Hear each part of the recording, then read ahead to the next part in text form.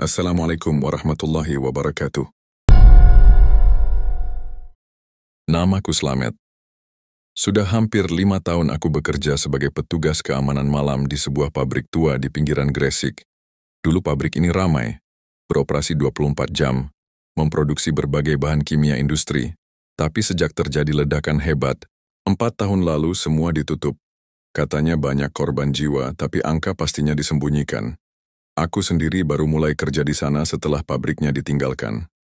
Pekerjaanku sederhana, jaga gerbang, pastikan tidak ada orang masuk dan patroli, rutin tiap 2 jam. Awalnya kupikir pekerjaan ini gampang, tapi makin lama makin banyak hal yang membuatku ragu. Malam itu, sekitar pukul 11 malam, aku sedang duduk di pos sambil menyeruput kopi sachet. Angin malam membawa bau menyengat, seperti bau terbakar bercampur, amis, padahal tidak ada apapun di sekitar. Lampu-lampu jalan menuju gudang satu-satu meredup lalu mati total. Hanya lampu di pos yang masih menyala. Aneh, padahal baru saja diganti kemarin. Aku ambil senter bersiap patroli. Baru 3 langkah dari pos terdengar suara gemeretak besi dari arah gudang belakang. Aku diam sebentar. Mungkin tikus, gumamku, mencoba menenangkan diri. Saat aku mengarah ke gudang dengan senter, sinarnya menyorot ke sebuah bayangan. Besar, hitam, berdiri di depan truk yang hangus, truk yang dulu meledak dan menewaskan 3 sopir. Tapi saat kulangkahkan kaki mendekat, bayangan itu menghilang. Hanya truk kosong yang berdiri diam. Kupikir mataku salah lihat, tapi begitu berbalik senterku mati. Gelap. Hanya suara napas sendiri dan degup jantung yang kudengar. Lalu terdengar suara. Bukan suara manusia, seperti geraman, dari dalam gudang. Dan saat itu, aku sadar, mungkin bukan cuma aku yang menjaga malam ini. Setelah malam pertama yang sunyi, Pak Suraji mulai terbiasa dengan suasana pabrik yang lengang itu. Namun ada satu bagian dari kompleks yang belum pernah ia datangi, gudang belakang. Tempat itu selalu terkunci dan kata mandor lama, tidak ada alasan untuk ke sana. Tapi malam itu berbeda. Angin malam berhembus lebih kencang dari biasanya, dan dari arah gudang belakang, terdengar bunyi seperti benda logam diseret. Pak Suraji yang saat itu sedang mengecek pos 3, sempat menoleh dan diam mematung. Sekilas ia merasa melihat bayangan hitam melintas di celah pintu gudang. Angin, paling, juga tikus gumamnya mencoba menghibur diri. Namun rasa penasaran mengalahkan rasa takut. Ia menyusuri lorong menuju gudang itu sambil menyorotkan senter. Cahaya lampunya bergetar mengikuti degup jantungnya. Pintu gudang terkunci rapat, tapi ia melihat gemboknya sudah berkarat. Dengan sedikit tenaga, ia berhasil mendorong pintu hingga terbuka. Udara pengap langsung menyambut. Aroma debu dan oli bekas menusuk hidung. Di dalamnya, rak-rak tua berjejer rapi. Tapi yang membuatnya merinding adalah adanya satu unit truk tua, penuh jelaga, seperti bekas terbakar. Ban depannya gundul, kap mesinnya terbuka, dan di sisi jok sopir, ada boneka kecil tergantung di kaca spion. Wajah boneka itu sudah hitam gosong, namun matanya seperti menatap langsung ke arah Pak Suraji. Tiba-tiba, pintu gudang tertutup sendiri dengan keras. Pak Suraji terlonjak dan berbalik. Ia mencoba membukanya tapi terkunci dari luar. Senter di tangannya mulai redup. Di tengah kepanikan itu, suara berat terdengar dari sudut ruangan. Kenapa masuk ke sini? Suara itu seperti berasal dari truk tua tersebut. Tidak ada siapapun. Hanya suara itu, dan bunyi napas berat di belakang. Lehernya. Pak Suraji berdiri kaku. Suara berat tadi menggema lagi, kini lebih dekat. Kenapa kamu masuk ke sini? Ia tak berani menoleh. Napas di belakang lehernya terasa panas, seperti embusan dari makhluk hidup. Ia coba meraih HT di pinggangnya, tapi jari-jarinya gemetar hebat. Tombolnya tak bisa ditekan, seperti rusak mendadak. Boneka di spion truk tua itu mulai bergoyang perlahan, padahal tidak ada angin. Sorot mata hitamnya tampak lebih hidup dari sebelumnya. Lalu perlahan, sangat perlahan, leher boneka itu menoleh ke arah Pak Suraji. Ia mundur selangkah, menabrak rak tua yang langsung roboh. Tiba-tiba lampu senter kembali menyala terang, tapi sinarnya berwarna merah. Dalam cahaya merah itu ia melihat jelas. Di kabin truk ada bayangan anak kecil duduk memeluk lutut. Sosok itu tidak bergerak tapi di dinding kabin, bercak hitam seperti darah mengalir turun. Pak Suraji berusaha menenangkan diri. Saya nggak niat ganggu. Cuma mau ngecek, gumamnya. Sosok anak kecil itu lalu menoleh, matanya kosong, mulutnya terbuka, namun tidak ada suara. Pintu gudang tiba-tiba terbuka sendiri. Angin dingin menyapu masuk. Tanpa pikir panjang, Pak Suraji lari keluar. Ia tak peduli lagi HT, daftar patroli, atau apapun. Yang penting keluar dari tempat itu. Saat sampai di pos 1, ia terkesiap. Boneka yang tadi tergantung di truk, kini tergantung di pegangan pintu posnya. Gosong. Dan di dahinya tergores satu kata. Jangan balik. Malam itu Pak Suraji tak tidur sama sekali. Ia duduk di kursi, mata terjaga, telinga waspada. Setiap suara angin membuat jantungnya berpacu. Ia baru sadar ada yang tidak ingin gudang itu dibuka lagi.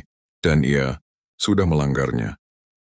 Pagi harinya Pak Suraji sengaja menunggu sampai kepala keamanan Pak Tono datang. Saat melihat wajah Pak Suraji yang pucat, Pak Tono langsung mengajaknya duduk di pos.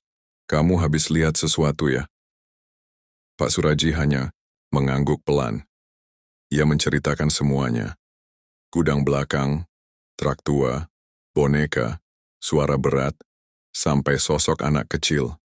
Pak Tono mendengarkan dengan tenang, lalu menghela napas. Gudang itu memang harusnya nggak dibuka. Ucapnya perlahan. Dulu ada mandor lama, Pak Sumarji namanya. Dia juga pernah jagain malam. Orangnya keras kepala, nggak percaya hal begituan. Tapi dia penasaran, maksa buka gudang itu. Pak Tono menatap keluar jendela pos seperti mengenang. Di dalam truk, itu dulu ada sopir yang kecelakaan. Mobilnya kebakaran karena remblong. Tapi anehnya anaknya ikut masuk truk malam itu. Ikut ayahnya karena nggak ada yang jagain di rumah. Dua-duanya meninggal. Tapi waktu mayatnya dievakuasi, boneka itu masih utuh tergantung di spion. Pak Suraji bergidik. Terus mandor itu gimana, Pak? Beberapa hari setelah dia masuk gudang mulai aneh, sering ngomong sendiri. Katanya, anak kecil itu suka main di truk. Sampai akhirnya dia hilang. Dicari 3 hari baru ketemu. Tewas di kabin truk, tangannya masih megang boneka. Sunyi mengisi ruang pos malam itu. Pak Tono menepuk bahu Pak Suraji. Mulai malam ini, hindari gudang belakang. Jaga di depan aja. Pak Suraji mengangguk. Tapi dalam hatinya, ia tahu rasa penasaran belum selesai. Ia yakin ada yang belum selesai juga dari truk tua itu. Dan malam nanti, jika suara itu muncul lagi, ia harus siap. Langit mendung sejak sore, angin dingin menusuk tulang. Hujan turun deras ketika jam menunjukkan pukul 11 malam. Pak Suraji berjaga sendiri malam itu. Pak Tono izin tidak masuk. Udara lembab menyelimuti halaman pabrik yang kosong. Ia duduk di pos depan menatap layar CCTV. Biasanya tak banyak pergerakan di malam hujan, tapi malam itu, satu kamera 6 yang mengarah ke gudang belakang, berkedip pelan. Gangguan sinyal, pikirnya. Tapi kemudian gambar stabil kembali. Ia melihat sesuatu yang membuat tubuhnya menegang. Pintu gudang terbuka perlahan, tidak ada orang terlihat. Tapi ia tahu betul, siang tadi pintu itu dikunci rapat. Dengan senter di tangan, ia ragu untuk mengecek. Tapi pikirannya menolak diam. Kalau ada maling, bisa bahaya, gumamnya. Ia berjalan pelan menuju arah gudang. Hujan masih deras. Sepatunya basah, langkahnya berat. Sampai di dekat pintu ia melihat bekas lumpur, seperti jejak kaki anak kecil. Kecil sekali dan telanjang. Pak Suraji menyorot ke dalam gudang. Kosong, tak ada siapa-siapa. Truk tua itu masih di tempatnya, diam dalam gelap. Tapi bau hangus menusuk hidungnya, seperti bau karet terbakar. Tiba-tiba, klakson truk berbunyi. Keras, nyaring, dan tidak mungkin bisa menyala sendiri. Pak Suraji mundur 2 langkah. Tangannya gemetar, senter jatuh ke tanah. Dari dalam truk, lampu kabin menyala. Sekilas ia melihat siluet seseorang duduk di jok depan, lalu hilang. Lampu padam, klakson berhenti. Pak Suraji lari kembali ke pos. Nafasnya tersengal, tubuhnya basah kuyup. Ia menatap layar CCTV. Pintu gudang sudah tertutup lagi. Malam itu ia tidak berani patroli lagi, tapi dalam hati ia tahu, sesuatu di gudang itu mulai bangkit, bukan hanya kenangan, tapi dendam. Sejak kejadian malam sebelumnya, Pak Suraji jadi lebih waspada. Ia tak lagi berani meninggalkan pos tanpa alasan jelas, tapi malam ini, suara aneh memaksanya keluar.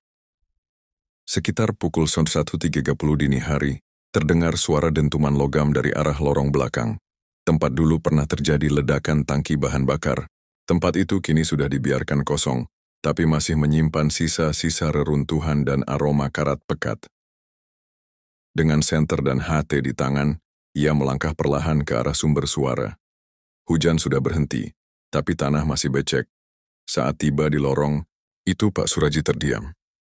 Jejak kaki merah terlihat di lantai beton, bukan lumpur tapi darah. Jejak itu berantakan, kecil dan besar, seperti milik banyak orang yang berjalan tanpa alas kaki. Ia mengikuti jejak tersebut yang berakhir di dinding bekas ruang alat berat. Tiba-tiba, terdengar napas berat dari balik dinding. Dalam diamnya, ia menyorotkan senter. Sekilas terlihat sosok besar, hitam legam, matanya merah menyala. Tubuhnya berbulu kasar, dengan punggung bungkuk dan tangan panjang menjuntai ke tanah. Genderuwo. Makhluk itu menoleh cepat. Wajahnya seperti terbakar sebagian, kulit melepuh, seperti sisa korban ledakan. Pak Suraji mundur, napasnya memburu, tapi kakinya terpeleset. Saat ia mencoba bangkit, makhluk itu lenyap di balik kabut yang entah dari mana datangnya. Tapi dari balik kabut, terdengar suara tangisan pelan, lalu derap langkah cepat mendekat. Dari lorong lain, muncul sosok-sosok lendang. Pak Suraji sempat melihat, wajah mereka hancur, tubuh terbakar dan mereka mengenakan seragam kerja pabrik yang hangus. Para korban ledakan itu, mereka masih di sana. Ia lari sekuat tenaga kembali ke pos, kali ini tanpa menoleh ke belakang. Pintu pos dikunci rapat, lampu dinyalakan semua, ia duduk gemetar sambil merapal doa. Di layar CCTV, lorong belakang tampak kosong, tapi di ujung lorong, bayangan tinggi besar itu masih berdiri mengawasi. Diam, tak bergerak, seolah menunggu malam berikutnya. Sudah 2 minggu Pak Suraji bekerja sebagai penjaga malam di pabrik terbengkalai itu. Wajahnya mulai terlihat letih, tapi tidak lagi sepucat saat awal. Ketakutan masih ada, tapi kini terselip keberanian. Ia mulai bisa menata hati, tetap waspada, tapi tidak membiarkan rasa takut menguasai. Ia mulai disiplin dalam beribadah. Setiap malam sebelum berkeliling, ia mengambil air wudhu di kamar mandi kecil dekat pos, lalu salat sunnah 2 rakaat. Di dalam pos ia membawa radio kecil yang memutar bacaan Al-Quran pelan, cukup membuat hatinya lebih tenang. Malam itu seperti biasa ia berkeliling pada pukul 00.00. Lorong-lorong masih terasa mencekam. Kamera CCTV sudah sering merekam penampakan aneh, bayangan tanpa kepala, wanita berambut panjang melayang di atas truk rusak, atau suara pintu yang membanting sendiri. Namun, ia tak lari. Ia menatap, membaca doa dalam hati, lalu melanjutkan patroli. Saat melewati gudang 3, tempat yang dulu jadi lokasi ledakan besar, hidungnya mencium bau daging terbakar. Ia berhenti sejenak, mengarahkan senter, dan melihat sekelebat bayangan tergantung di langit-langit. Sesosok pria gosong, tubuhnya penuh luka melepuh, menatap ke bawah dengan mata kosong. Pak Suraji menarik napas dalam-dalam, mengangkat senter. Tapi sosok itu menghilang begitu saja. Tanpa berlari, ia hanya bergumam lirih. Saya cuma jaga, Pak. Maaf kalau ganggu. Begitulah malam-malam berjalan. Kadang ia mendengar suara derit roda dorong, seolah masih ada buruh yang mengangkut barang. Kadang suara alarm kebakaran berbunyi sendiri, meskipun kabelnya sudah dicopot. Kadang pula terdengar suara perempuan menjerit pelan dari arah tangki timur. Tapi ia tak pernah tinggalkan pos. Setiap pagi, sebelum diganti shift siang, ia menyempatkan diri duduk di bangku kecil dekat gerbang utama, menatap matahari yang naik perlahan. Itu satu-satunya saat damai yang bisa ia rasakan. Di pabrik itu, malam tak pernah benar-benar sepi. Tapi Pak Suraji mulai bisa berdamai. Malam itu hujan turun. Kabut tipis melayang di antara lorong-lorong gudang. Pak Suraji duduk di pos jaga sambil menyeduh kopi sachet. Jam di dinding menunjukkan pukul 1.45. Angin malam meniup tirai pos sedikit terbuka. Udara dingin menusuk tapi Suraji sudah terbiasa. Tiba-tiba, dari arah belakang pos terdengar suara seperti rantai diseret. Grek, grek, grek. Pak Suraji menoleh, mengangkat alis, lalu terkekeh. Wah, setane metu maneh. Yo rek, gumamnya sambil nyeruput kopi. Ojo lali, nek engganggu kudu izin seg. Suara itu berhenti, tapi kemudian disusul suara tawa pelan. Perempuan, hihihihi. Suaranya menggema dari lorong gelap dekat tangki air. Suraji berdiri. Diambilnya senter, tapi langkahnya santai, seolah tak ada apa-apa. Ia arahkan sinar senter ke lorong. Kosong. Nek arep dolanan ae, ojo nyengit ralucu, katanya sambil cengar-cengir. Tiba-tiba, pintu gudang 4 yang beratnya puluhan kilo terbuka sendiri. Berderit pelan. Dari dalam, asap tipis keluar, dan sosok hitam besar terlihat berdiri. Tingginya hampir 2 meter, matanya merah menyala. Suraji berhenti. Kali ini tubuhnya menegang. Tapi dia lawan rasa takutnya. Ia mundur perlahan. Tangan gemetar tapi tak lari. Lhanek ngono kuwi wes ora lucu. Aku wes ngopi, ojo ganggu sek. Yo, katanya pelan tapi tegas. Sosok itu menghilang. Asap lenyap. Gudang kembali sunyi. Sesampainya di pos, ia menutup pintu dan duduk. Keringat dingin mengucur, tapi bibirnya masih menyunggingkan senyum. Stane saiki pinter, bisa ngono-ngono, tapi aku yo isih iso nglawan. Durung kesel kok. Malam itu dilalui dengan jantung berdegup lebih kencang. Tapi Suraji tetap di tempat. Tak ada yang membuatnya pergi. Ia tahu makin lama makhluk-makhluk itu makin terang-terangan. Tapi dia juga tahu, makin lama dia juga makin siap. Sudah 2 minggu sejak gangguan terakhir. Tapi malam ini terasa berbeda. Angin tidak bergerak, sepi begitu tebal hingga detak jarum jam pun terdengar jelas. Pak Suraji duduk di pos sambil membaca koran lama, namun matanya tak tenang. Sejak sore, firasatnya tak enak. Sekitar pukul 2 pagi, suara tangisan pelan terdengar dari arah tangki penyimpanan lama, yang sudah tak dipakai sejak ledakan hebat 5 tahun lalu. Tangki itu jadi bagian paling dihindari siapapun yang kerja di sekitar situ. Hu, hu, hu. Suara tangisan itu seperti suara anak kecil, pelan, lirih, memanggil siapa saja yang mendengar. Pak Suraji bangkit. Kali ini tak ada senyum bercanda. Ia bawa senter dan sisa air doa dalam botol kecil yang sering dia simpan diam-diam. Langkahnya pelan menuju tangki. Ketika sampai, pintu kecil di bagian bawah tangki terbuka sedikit. Padahal biasanya terkunci. Dari celah itu, suara tangisan makin jelas. Sing nang jero arep tak bantu. Tapi ojo dolanan, nek pancen dudu uwong, ojo ngapusi. Kata Suraji pelan, suara bergetar. Ia buka pintu lebih lebar dan menyentar ke dalam. Tangkinya kosong, tapi di dinding tangki penuh bekas goresan tangan. Seperti ada orang yang pernah terkurung di dalam. Tiba-tiba, dari belakang, muncul suara keras.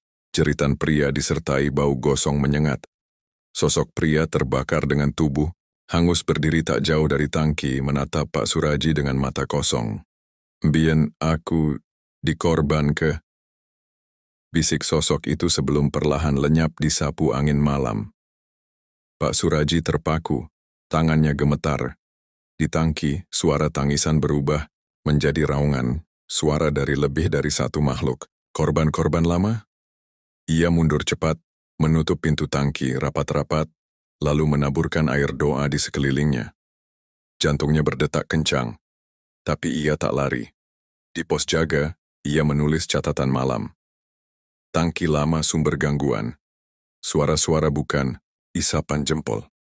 Mereka mungkin korban ledakan dulu. Aku harus selidiki lebih dalam besok siang. Dengan orang lain. Pagi harinya, setelah malam panjang yang kembali dihantui tangisan dan sosok hangus, Pak Suraji memutuskan bicara dengan Pak Mulyono, mantan mandor pabrik yang tinggal tak jauh dari sana. Pria tua itu awalnya enggan bicara, tapi setelah melihat wajah letih dan serius Pak Suraji, ia akhirnya buka mulut. Waktu pabrik ini meledak, ada 5 pekerja yang dikurung di tangki. Bukan kecelakaan, mereka dijadikan tumbal. Katanya, supaya pabrik nggak pernah sepi order.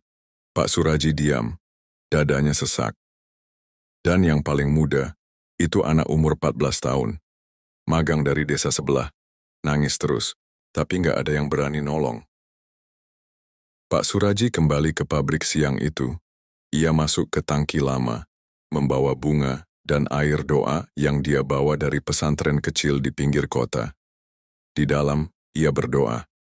Bukan dengan ritual aneh, tapi dengan niat, tulus mendoakan mereka yang mungkin belum tenang. Malam harinya tidak ada suara tangisan, tidak ada bayangan, tidak ada boneka bergerak. Gudang sunyi, tapi bukan sunyi yang mencekam. Hanya sepi biasa. Seminggu setelahnya, Pak Suraji menulis surat pengunduran diri. Bukan karena takut, tapi karena merasa tugasnya sudah selesai. Saya hanya tukang jaga, tapi saya rasa saya sudah jaga cukup lama. Bukan cuma bangunan, tapi juga saksi bisu dari kejadian yang dikubur. Beberapa bulan kemudian, pabrik itu mulai dibersihkan untuk dijadikan gudang logistik. Tapi tangki lama itu tidak pernah disentuh. Seperti ada perjanjian tak tertulis bahwa tempat itu tetap jadi tugu sunyi untuk 5 orang yang tak sempat pulang. Dan malam terakhir sebelum Pak Suraji benar-benar meninggalkan tempat itu, ia sempat berbalik dan berkata, pelan, "Wis cukup, moga-moga podo tentring."